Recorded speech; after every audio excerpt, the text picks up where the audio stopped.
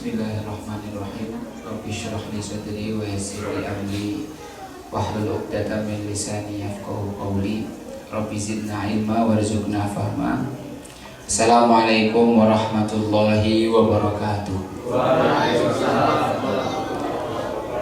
Yang saya hormati para alim ulama, para kiai, para ustadz dan ustadzah, para sesepuh tokoh masyarakat yang hadir dalam majelis yang berbarokah ini yang saya belum kenal satu persatu.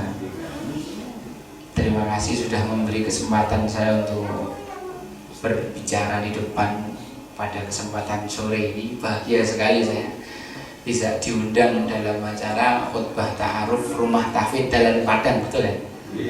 Semoga betul-betul Rumah Tahfidz ini nanti bisa berperan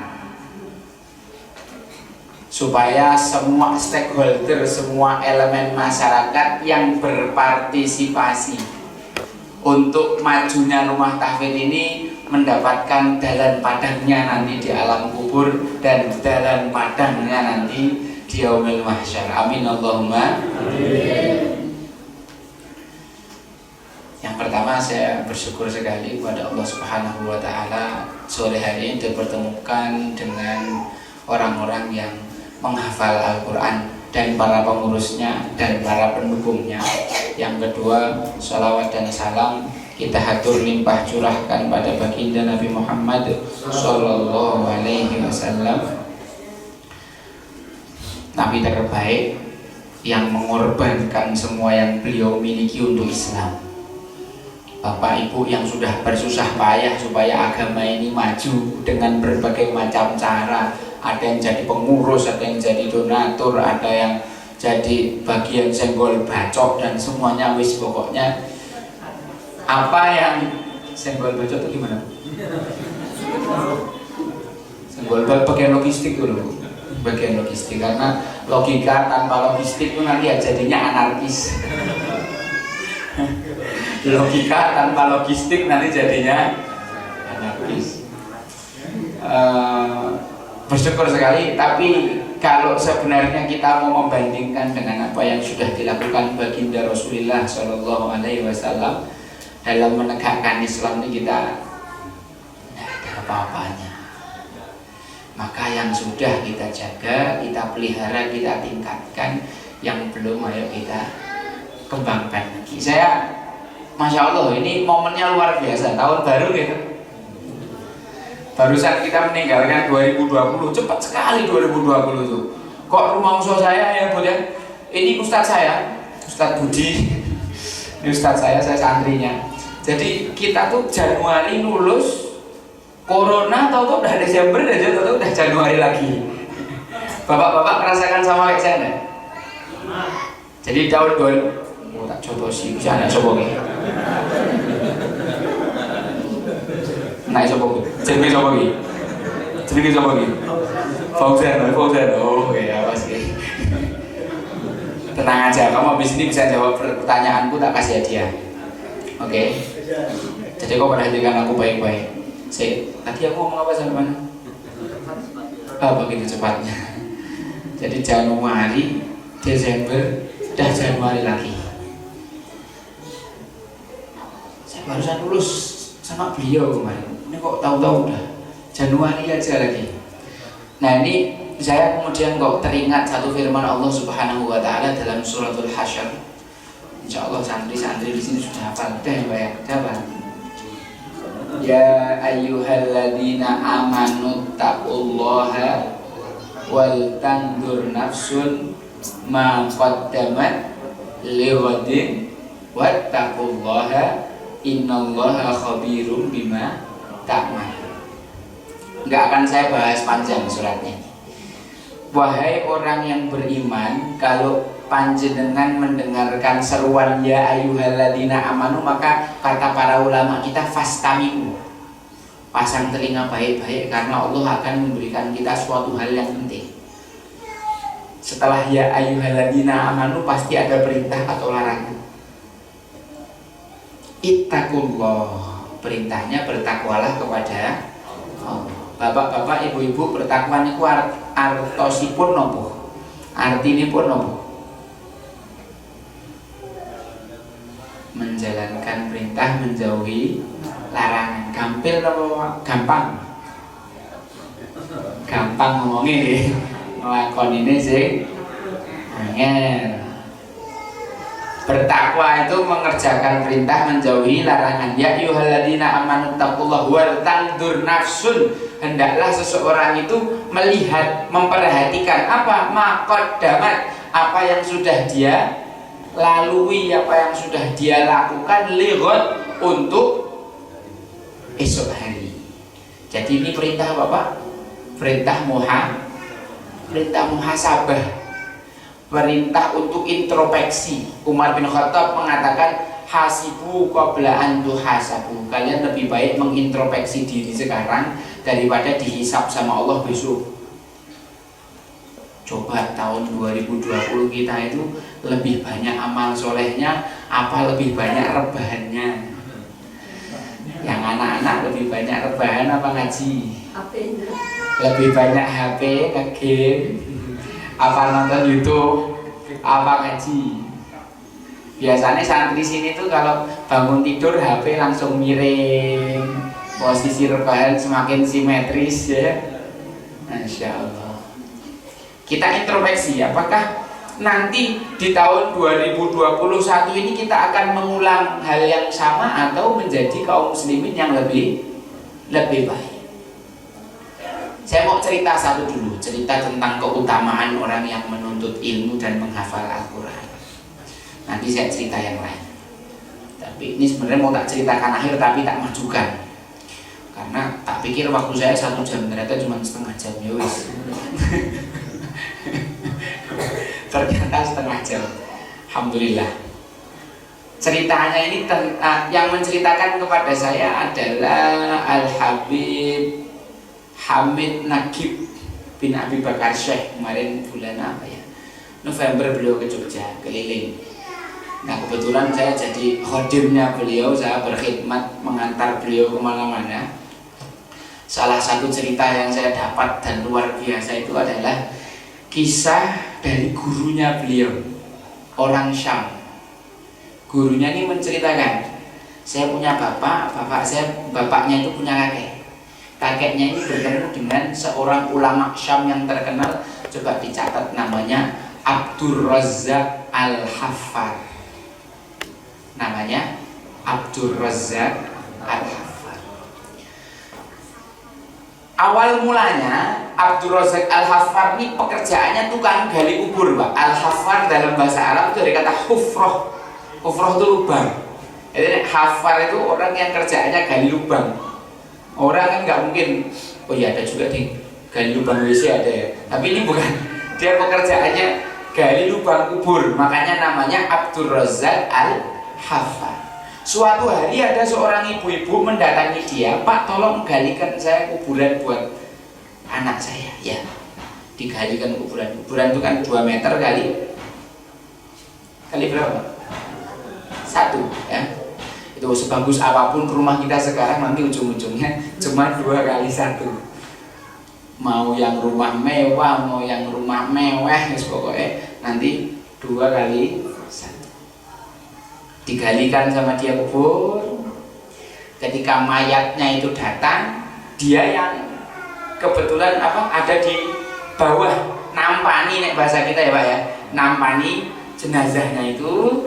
Dia ketika meletakkan jenazahnya itu di tanah, posisinya lahat itu dimiringkan, tiba-tiba di depan dia bukan dinding kubur, berubah menjadi pemandangan taman yang sangat luas dan sangat indah.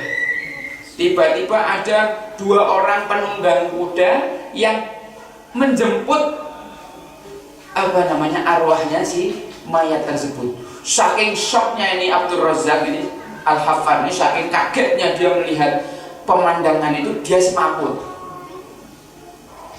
Nambah pekerjaan, bukan cuma ngubur orang, mengeluarkan orang pingsan itu, ngerumat orang pingsan. Dah, terus dia bangun tahu-tahu loh kok dah aku ning gini, aku ning ndi gitu ya. Dan ketika dia mencari-cari rombongan yang menguburkan jenazah tadi sudah tidak ada. Beberapa bulan kemudian, tapi itu masih jadi memori dia, itu masih melekat terus di kepalanya. Ini pemandangan yang tidak pernah dia saksikan sebelumnya. Nah, di situ setelah sekian bulan, ternyata ibu yang dulu minta digalikan itu datang lagi. Mas, tolong galikan saya kubur. Oh iya, gali kuburan. Singkat cerita jenazahnya datang yang kedua ini. Ketika dia nampani jenazahnya, dibaringkan miring di lahat itu, terjadilah apa yang terjadi kemarin. Tiba-tiba dinding kuburnya itu berubah jadi pemandangan taman yang sangat luas, sangat indah. Kalian pernah nonton film Barbie? Supirane opo-opo nih, jauh lebih indah lagi daripada itu. Tiba-tiba juga ada 2 orang penunggang kuda yang menjemput arwahnya jenazah. Tapi untuk kali kedua dia bisa tarik nafas, jangan sampai pingsan, jangan sampai pingsan. Dia bisa tidak pingsan. Di kali yang kedua dia tidak pingsan. Lalu setelah selesai jenazahnya diuruk kuburnya, dia mengejar sang ibu tadi. Ibu, saya mau tanya. Mau nanya apa kamu nih? Saya lagi berduka. Tolong Bu, pertanyaan ini sangat penting buat saya. Terserah ibu nganggap tidak penting, tapi sangat penting buat saya. Saya mau tanya, yang 2 kali ini saya galikan kuburnya itu siapa? Kata ibu, itu dua-duanya anak saya. Saya mau tanya Bu, anaknya ibu dulu yang pertama meninggal itu profesinya apa? Kau punya urusan apa nanya-nanya profesi anak? Oh iya kan itu over kepo Pak ya, terlalu kepo lah itu. Nah, apa sih nanya-nanya apa pekerjaan? Bu, sumpah demi Allah, Bu, saya menyaksikan hal yang luar biasa ketika ada di alam kubur anaknya ibu. Terus maka diceritakan kisahnya itu, akhirnya ibunya milih buka mulut, ya anak saya yang pertama itu pekerjaannya adalah penuntut ilmu dan penghafal Quran. Langsung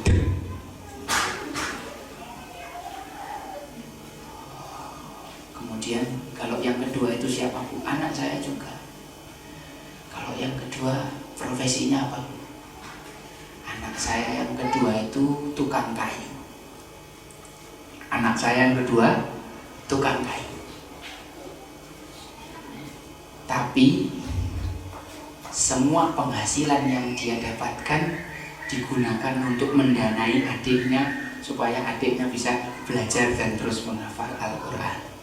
Ternyata dua-duanya mendapatkan pahala yang sama.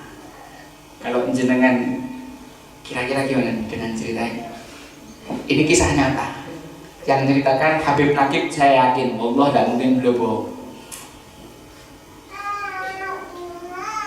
Dan ini Abdul Razak Al-Hafar ini, kemudian dia langsung mendatangi para masyayikh di Syam. Saya mau menjadi murid panjenengan. Loh, lah kau udah tua bangka kayak gini, umurmu berapa? Umur saya udah 50 sekian. Loh, kok kau mau belajar selama ini, kamu kemana aja?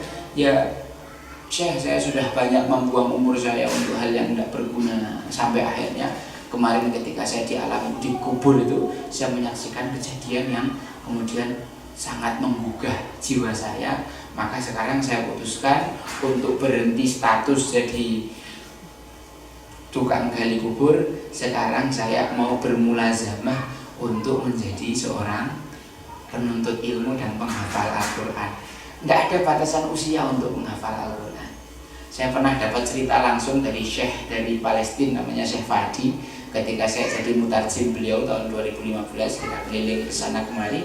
Beliau cerita tentang seorang bapak-bapak di Mesir yang usianya sudah 60 tahun dan buta. Ketika mendengarkan motivasi tentang menghafal Al-Quran ini, beliau langsung mendatangi syekhnya yang menyampaikan tadi, saya mau menghafal Al-Quran, bisa enggak kalau saya umur udah segini? Bisa. Tapi saya buta, bisa.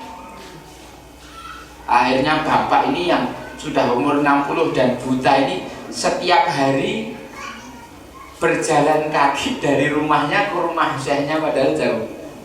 untuk menghafalkan Al-Quran. Dalam waktu 3 tahun selesai hafalannya 30 juz.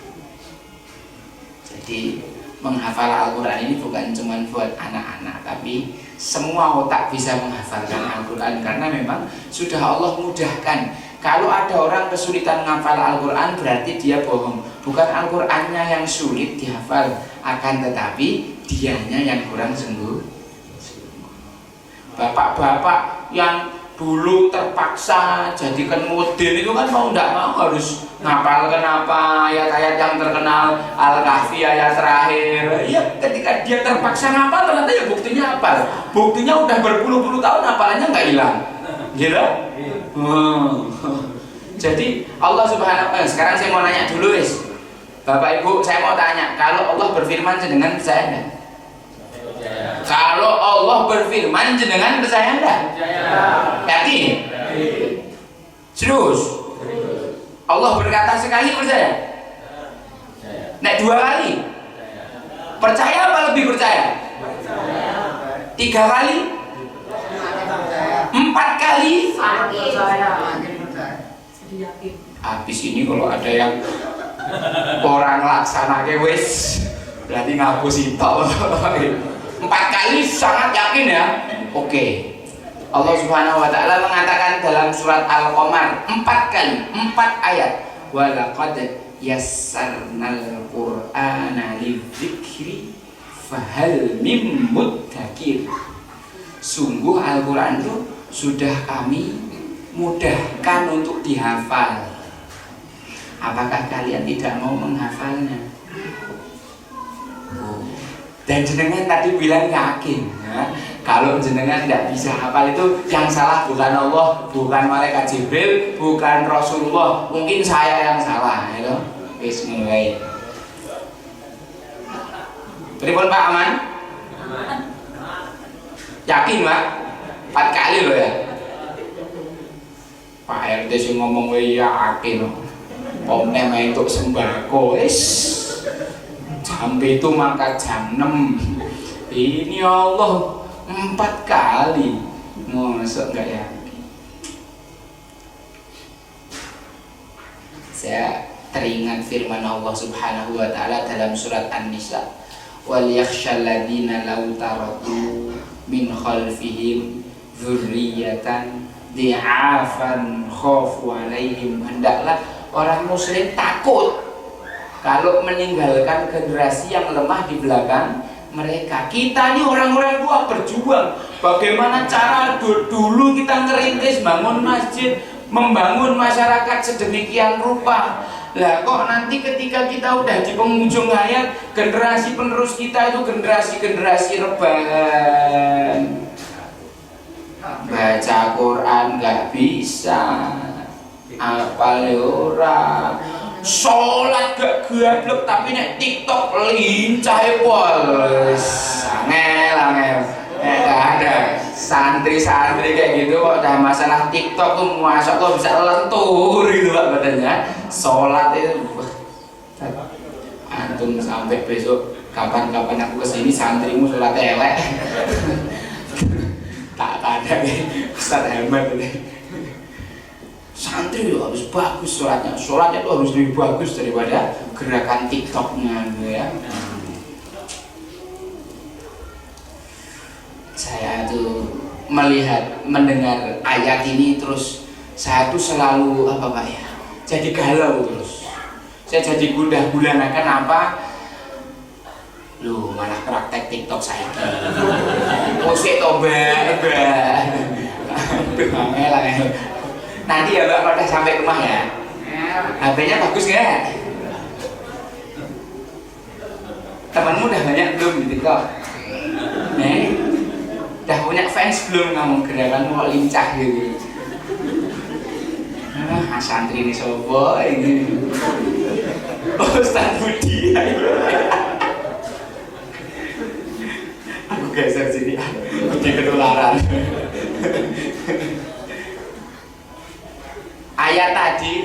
Ayat tadi membuat saya galau Bapak-bapak. Kenapa kok galau? Karena terutama tahun 2020 nih, terutama bulan Oktober, November, Desember. dan sampai sekarang masih jalan. Para ulama kita diwafatkan Allah satu persatu, betul kan? Jenengan nonton di sosmed betapa banyak ulama kita yang diwafatkan Allah satu persatu, betul kan?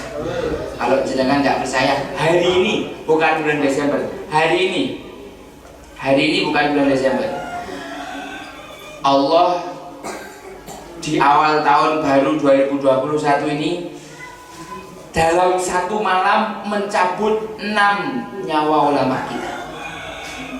6. 1. Al-Habib Ja'far Al-Kaf Kudus, Kiai Haji Syafruddin Amir Sukabumi, Kiai Haji Abdullah Nahrawi Bogor, Kiai Haji Muhammad Zainullah Rais LC Jawa Timur, kemudian Syekh Amin bin Muhammad Ali cucunya Abdul Qadir Al-Jailani di Libanon, kemudian Kiai Haji Abdullah bin Syekh Abdul Wahab Jambi. Semalam Bapak Ibu sekalian, 6 orang ulama. Saya jadi ingat hadis Rasulullah, sesungguhnya Allah itu tidak mencabut ilmu sekaligus, tapi mencabut ilmu dengan mewafatkan para ulama. Hatta idza lam yabqa aliman, sampai nanti tidak tersisa ulama lagi, ittakhadun nas ru'usan juhalan, maka manusia akan mengambil pemimpin-pemimpin yang bodoh. Fa'aftau bi ghairi ilmin, berfatwa tanpa ilmu, kata Rasulullah, fadhallu wa adhallu, mereka sesat lagi menyesatkan.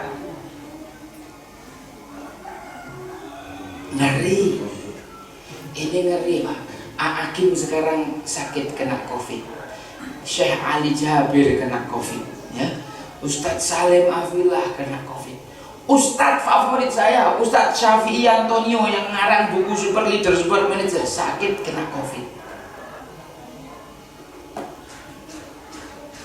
Apa kita masih santai-santai saja?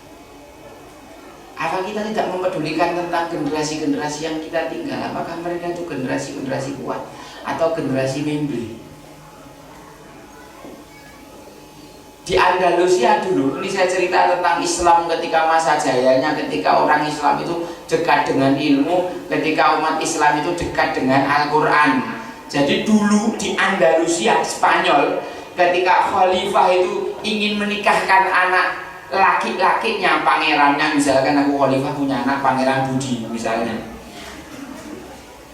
itu diumumkan kepada seluruh masyarakat Andalusia, siapa bapak ibu yang punya anak perempuan, hafal Quran 30 juz mungkin dan menguasai fikih madhab Maliki, berarti kitab dari mulai kitab matan, kitab syarah dan lain sebagainya harus sudah rampung, menguasai madhab Maliki. Karena di Andalusia yang dipakai bukan madhab Syafi'i tapi madhab Maliki. Kalau kita di sini di Indonesia madhab Syafi'i. Maka silahkan menyalakan lilin di jendelanya malam hari ini. Malam hari itu Andalusia menyala. Setiap jendela ada lilinnya. Berarti mencari perempuan yang hafidhah dan menguasai madhab Maliki itu bukan barang langka di sana. Hari ini pun masih ada negeri kaum muslimin yang kayak begitu. Sebutlah di Mauritania. Di Mauritania itu anak kecil hafal Quran di umur 7 tahun itu biasa. Mereka dari kecil aktivitasnya, mainannya itu ya di kota. Mereka bawa lauha, kemudian gurunya membacakan Al-Quran 1 halaman, mereka menulis di lauhahnya itu. Lauha itu triplek kayak gitu, kayak kayu triplek, kemudian ditulis pakai areng. Dan belajarnya nggak di masjid yang iup kayak gini, di padang pasir. Mereka menulis, nanti dicek sama gurunya, ini udah betul belum? Oh betul. Kalau udah betul dihafal, kalau betul dikoleksi dulu sama gurunya, kemudian dihafal. Kamu tidak boleh pulang sampai hafalannya selesai disetorkan. Jadi anak-anak di sana umur 7 tahun hafal Quran 30 juz. Umur 7 tahun hafal Quran 30 juz itu barang biasa, bukan sesuatu yang mengagumkan. Bahkan anak menghafalkan kitab Sahih Bukhari dan Sahih Muslim. Sahih Bukhari itu 7.000 hadis, Sahih Muslim itu 13.000 hadis. Di umur 10 tahun itu barang biasa.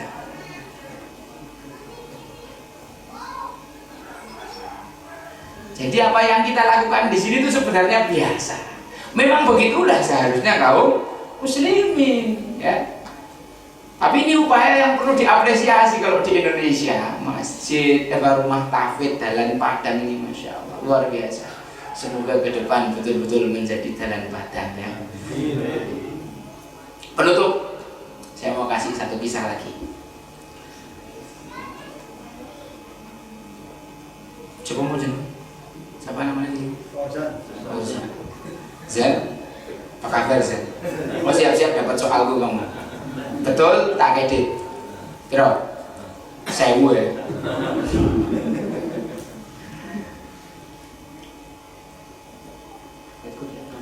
Nanti dia tak suruh ke atas ya. Satu kisah lagi terakhir penutup. Tidak apa-apa ya Bu ya? Udah jam 5 ya? Tidak apa-apa? Satu kisah lagi. Satu kisah lagi Pak ya? Hah? Oh, maghribnya masih agak nanti, oke. Saya khawatir nanti ada bapak-bapak yang kode-kode krek kayak gitu, lihat jam gitu loh. Yang tak khawatirkan itu gitu loh ya, jenengan ngizini oke lah. Oh, cuman khawatir antisipasi kan kalau aku izin gini, jenengan ngizini kan dia tidak bisa protes kalau ada yang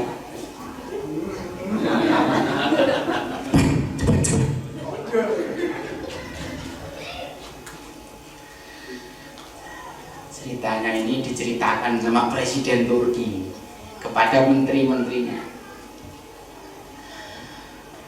Kisah tentang hancurnya negara Islam Baghdad. Jadi Islam dulu itu di masa kejayaannya ibu kotanya adalah Baghdad.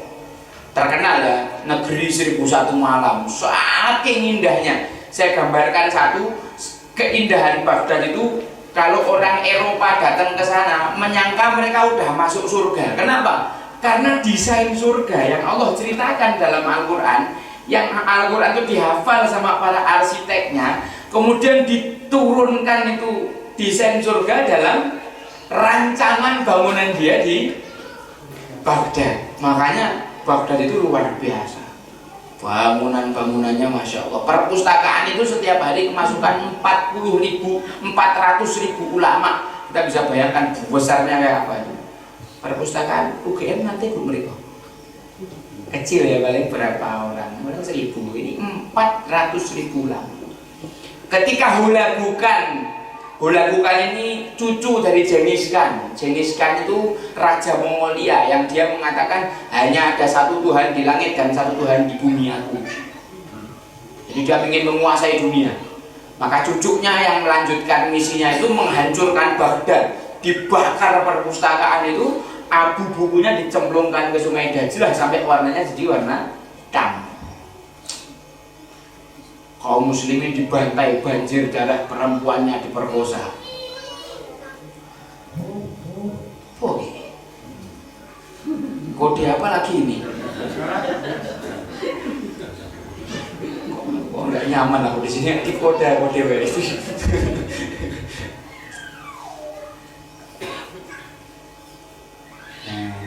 Apa lagi? Sampai akhirnya Hulagukan itu mengumumkan kepada kaum muslimin, tolong datangkan orang yang paling pintar, orang yang paling sepuh, tokoh masyarakat yang paling dihormati ke sini, aku ingin diskusi. Tidak ada ulama yang berani menghadap, mereka lebih milih untuk menyelamatkan diri. Wah, Hulagukan kan bengisnya luar biasa. Nek dia tidak senang, orang langsung dibunuh, Pak.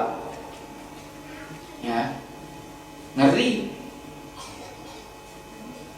Maka tiba-tiba datang seorang anak muda, ustadz muda yang jenggotnya belum kelihatan kayak Ustadz Budi gini. Jenggotnya belum kelihatan, nek dari dekat kelihatan, dari jauh enggak.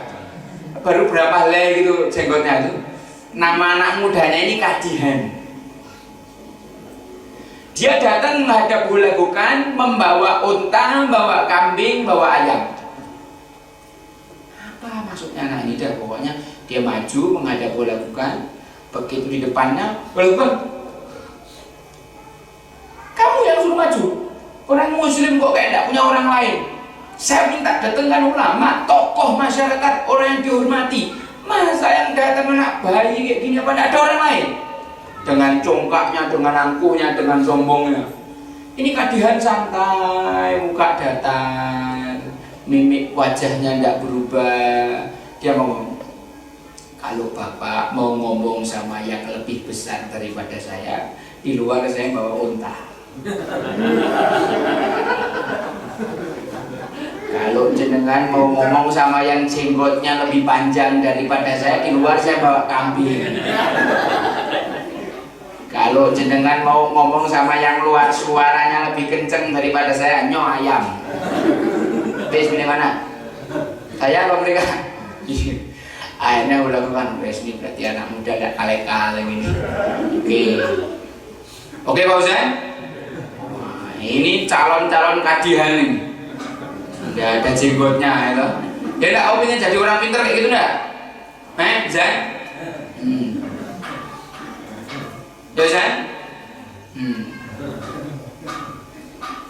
Boleh bukan mengatakan, oh berarti kamu bukan anak biasa. Oke, kalau gitu aku punya 2 pertanyaan, dijawab.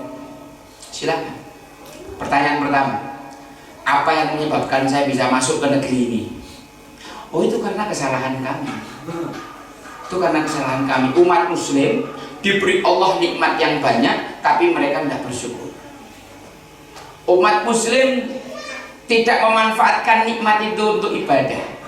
Kami terlalu tersibukkan dengan dunia kami. Kami mengejar dunia, mengejar harta, mengejar jabatan, mengejar pangkat, sampai kami melupakan Allah. Kami sibuk dengan dunia sampai kami melupakan majelis ilmu.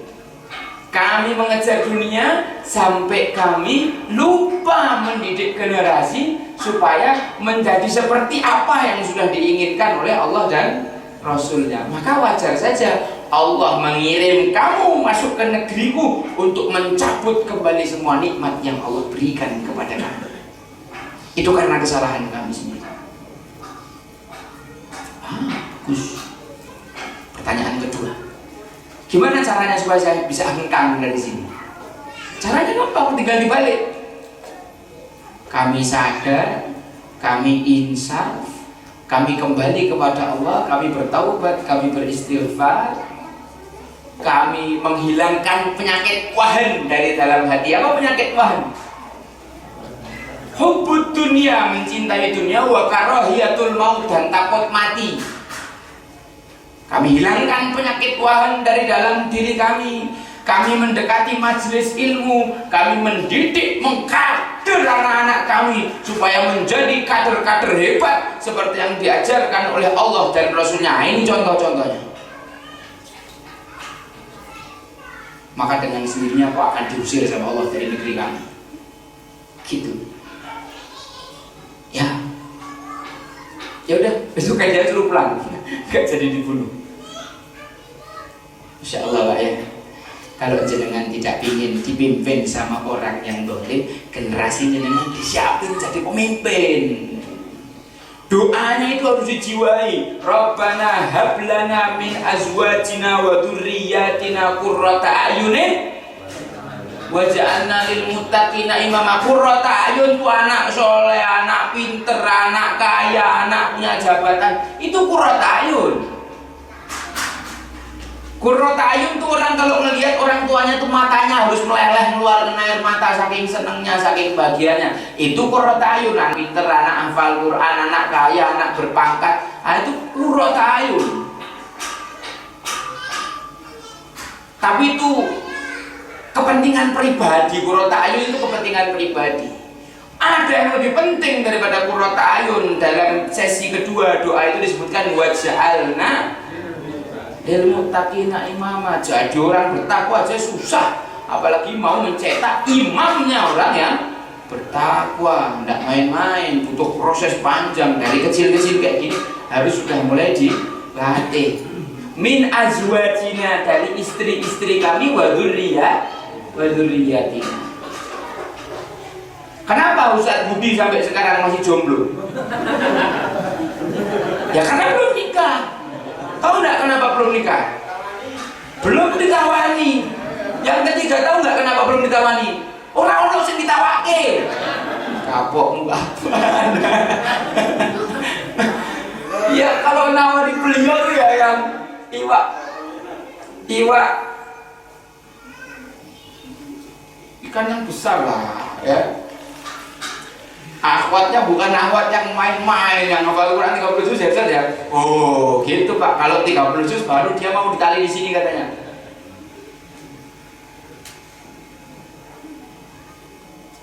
Karena nanti ini anak-anak perempuan ini besok akan jadi istrinya orang-orang besar. Maka para perempuan-perempuan ini juga harus dididik dengan kepemimpinan.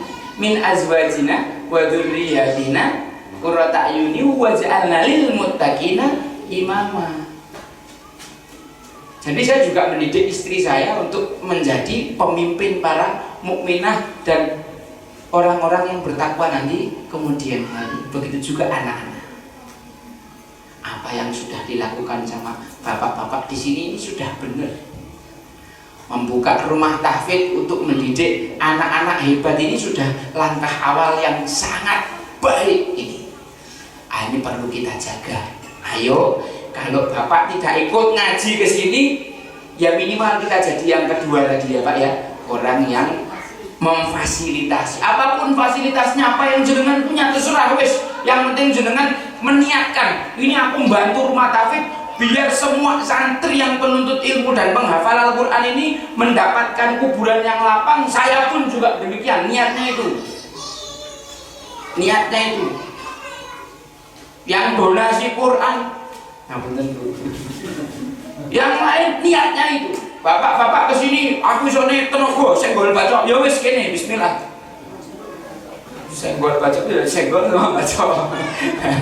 Ya, bagian-bagian yang ngurusi logistik itu loh Bu, tadi itu. Logika tanpa logistik itu anarkis. Oke, pokoknya bagian apapun, sumbangsih apapun, bantuan apapun yang nanti Bapak Ibu sumbangkan kepada rumah tahfidz ini, tolong permintaan saya cuma satu, diniati supaya ini menjadi amal yang melapangkan kuburan kita. Saya mau tanya, untuk mendapatkan surga jenengan melakukan apa? Atau melakukan apapun untuk mendapatkan surga? Jenengan pada mikir masuk surga semua? Untuk masuk surga jenengan melakukan apa atau jenengan melakukan apapun? Melakukan apapun ya untuk mendapatkan surga ya. Itu ya harusnya ya. Ada di sini yang setengah-setengah. Belum tahu caranya Pak ya. Untuk mendapatkan surga kita lakukan apa yang kita bisa diniatkan untuk mendapatkan surganya Allah Subhanahu wa Ta'ala. Sekecil apapun, hatta cuma menyiapkan snack. Tapi ketika niatnya ya Allah, ini supaya semua proses belajar mengajar yang ada di rumah tahfidz Dalan Padang ini jadi lancar, maka dengan niat jenengan itu jenengan bisa masuk surga.